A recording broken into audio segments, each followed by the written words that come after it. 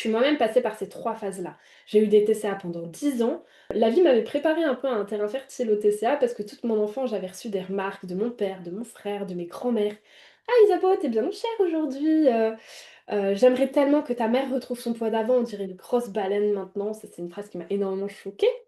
Le poids était important et j'ai vite compris que pour être acceptée, pour être aimée, je devais rester mince et en tout cas ne surtout pas grossir. À l'adolescence, en parallèle de tout ça, je vivais des violences dans le cadre familial et du coup, je me réfugiais souvent dans l'alimentation pour oublier, pour me remplir, pour atténuer la douleur que je ressentais à l'intérieur. Et un jour, j'avais mal au ventre parce que j'avais trop mangé et j'ai une amie qui me dit: «Bah, fais-toi vomir, c'est pratique, tu grossiras pas». Et c'est là où je suis tombée dans la boulimie vomitive. Donc je craquais sur les gâteaux quand je rentrais le soir, à me péter le ventre, je me faisais vomir pour éviter de grossir, je m'autorisais à manger que si je faisais du sport, je me cachais, je faisais des courses spéciales crise et j'avais l'impression d'être droguée à la nourriture. C'est peut-être quelque chose que tu as aussi comme impression? Droguée à ces crises du soir où je me cachais pour manger des paquets de gâteaux que j'achetais en secret et en fait, je me rendais compte que j'essayais de combler ce vide en moi qui me bouffait, mais j'y arrivais pas. J'étais dans le déni total. Pour moi, c'était pas un gros problème ce que j'avais, jusqu'au jour où, j'ai pas réussi à m'endormir parce que je n'avais pas vomi avant. Et c'est là où j'ai commencé à flipper et je me suis dit: «Bon, va falloir que j'arrête les conneries». Donc j'ai été à cette étape 1 là de, bah, du coup, je vais essayer de moins manger, de supprimer le sucre, le gras, la viande et puis je suis devenue végétarienne et végane et puis crudivore. En fait, plus ça allait et moins ça allait.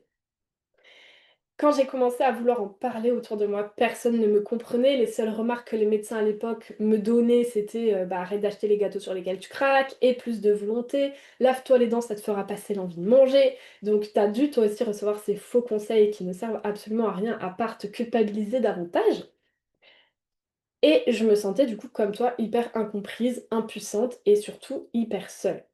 Et au même moment, j'ai perdu énormément de sens dans ma vie. J'arrivais pas à être heureuse, pourtant j'avais tout pour l'être. Et je me demandais, mais pourquoi je m'inflige ces horreurs? Pourquoi je me mutile comme ça en me faisant vomir, en me forçant à faire du sport, en mangeant jusqu'à m'exploser le ventre et à me sentir vraiment mal?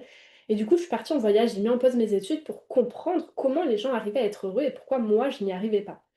Et donc, la vie m'a menée dans des temples et des ashrams, et c'est là que j'ai compris le fonctionnement de mon mental, les blocages que j'avais dus à mes traumas qui étaient liés au poids, l'utilité de mes émotions que je refoulais en mangeant, et surtout l'existence de l'autorégulation naturelle du corps et de cette intelligence-là.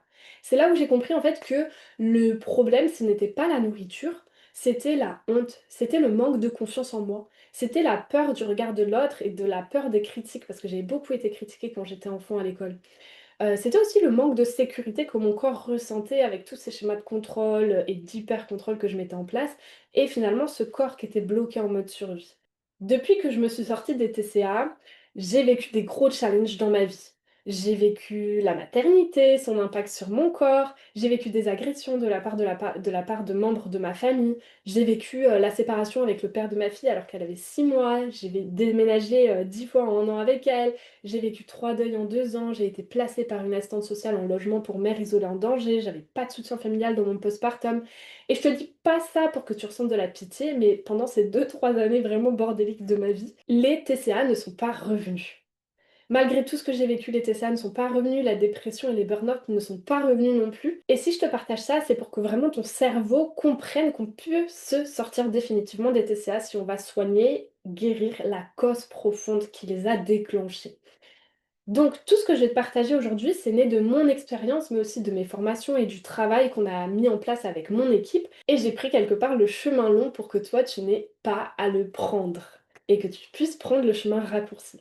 Donc aujourd'hui, je suis mentor en réconciliation corporelle. Ça veut dire que je t'aide à faire la paix avec ton corps et ton cœur. C'est un métier que j'ai créé parce que personne ne nous apprend à faire la paix entre notre corps et notre cœur. Et j'ai ouvert donc le compte Insta et le compte Facebook, par lequel tu m'as sûrement découvert en 2023 pour aider les femmes à se libérer comme moi j'ai réussi à me libérer. J'avais vraiment cette urgence de créer que oui, on pouvait se sortir des TCA et que c'était pas si compliqué que ça quand on avait les bons outils. Et c'est comme ça qu'est née du coup la méthode The Queen dont on va parler aujourd'hui avec ces 3 piliers. C'est la première méthode et c'est le premier accompagnement en francophonie qui enseigne comment revenir à cette autorégulation naturelle du poids et de la faim